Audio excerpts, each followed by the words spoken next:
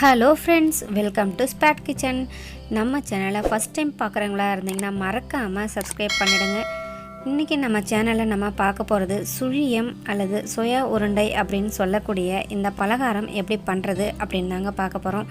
முக்கியமாக தீபாவளி அப்படின்னாலே இந்த சுழியம் இல்லாமல் தீபாவளியை யாருமே கொண்டாட மாட்டோங்க. இது எப்படி பண்ணுறது அப்படின்னு பார்க்கலாம். கடலைப்பருப்பை தேவையான அளவு எடுத்து அதை தண்ணியில் கொஞ்சம் 1 மணி நேரம் ஊற வச்சு எடுத்துக்கோங்க. 1 மணி நேரம் கழித்து இதை வேக வச்சு எடுத்துக்கலாங்க. இது கூட கொஞ்சமாக உப்பு சேர்த்துக்கோங்க.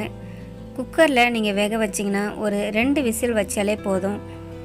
ரொம்பவும் வேக வைக்கக்கூடாதுங்க. கொஞ்சம் முக்கால் வேக்காடை எடுத்தாலே போதுங்க.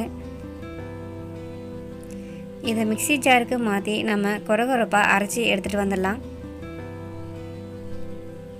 ரொம்ப நைஸாக அரைக்காமல் ஒன்றும் பாதியமாக அரைச்சி எடுத்துக்கோங்க. அப்போ தான் நமக்கு பலன்னு நமக்கு தீனி சூப்பராக கிடைக்குங்க.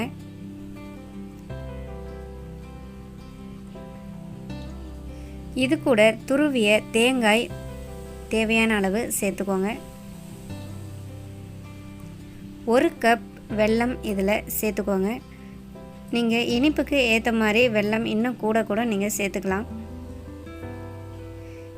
இது கூடவே 1 ஸ்பூன் அளவு ஏலக்காய் பவுடர் சேர்த்து இதை கையால் நல்லா பிசைஞ்சு எடுத்துக்கோங்க.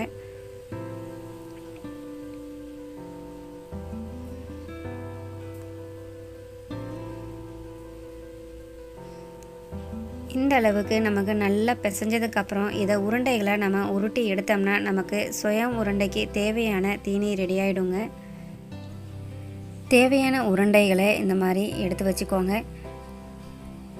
உருண்டைகள் செய்ததுக்கு பிறகு மீதி தீனி இருந்துச்சு அப்படின்னா அதை வீணாக்காமல் நீங்கள் ஒரு கடாயில் கொஞ்சமாக நெய் சேர்த்து இதில் மீதம் இருக்கிற பூரணத்தை போட்டு நம்ம வதக்கி எடுத்து வச்சோம்னா 1 வாரத்துக்கு கெட்டு போகாமல் அப்படியே இருக்குங்க. நமக்கு எப்போல்லாம் சுழியம் வேணுமோ அப்போ நீங்கள் எடுத்து இதை யூஸ் பண்ணிக்கலாம். இதே பூரணத்தை நீங்கள் கொழுக்கட்டையில் கூட நம்ம யூஸ் பண்ணிக்கலாம். அடுத்ததாக சுழியத்துக்கு தேவையான மாவை நம்ம ரெடி பண்ணிடலாம்.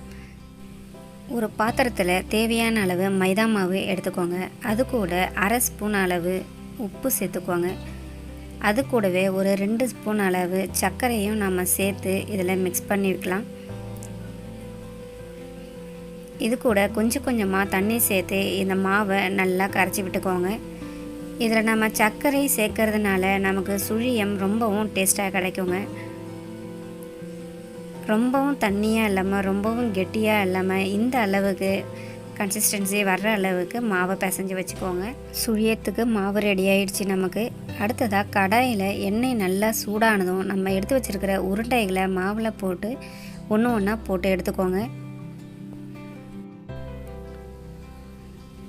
உருண்டைகளை பார்த்து பக்குவமாக கிண்டி விடணுங்க. உள்ளே இருக்கிற பூரணம் வெளியில் வந்துடும். அதனால் வெளியில் வராத அளவுக்கு அதை பொறுமையாக கிண்டி விட்டுக்கோங்க. இதை திருப்பி விட்டு எடுத்திங்கன்னா நமக்கு சூப்பரான சுழியம் ரெடி ஆகிடுங்க. இந்த சுழியத்துக்கு கடலை பூரணம் மட்டும் இல்லைங்க, எள்ளு பூரணம் கூட நம்ம செய்யலாம். நம்ம சேனலில் ஏற்கனவே 2 விதமான பூரணம் எப்படி பண்ணுறது அப்படின்னு அப்லோட் பண்ணியிருக்கோம். அதனுடைய லிங்க்கை டிஸ்கிரிப்ஷன் பாக்ஸில் கொடுத்துருக்கேன். இதை மறக்காமல் வீட்டில் செஞ்சு பாருங்கள். நல்லா இருந்துச்சுன்னா எனக்கு கமெண்ட் பண்ணுங்கள். இந்த வீடியோ உங்களுக்கு பிடிச்சிருந்ததுன்னா லைக் பண்ணுங்கள், ஷேர் பண்ணுங்கள், சப்ஸ்கிரைப் பண்ணுங்கள். கூடவே பெல் பட்டனையும் ப்ரெஸ் பண்ணுங்கள். அடுத்ததாக ஒரு சூப்பரான ரெசிபியோடு உங்களை சந்திக்கிறேன். Thank you friends.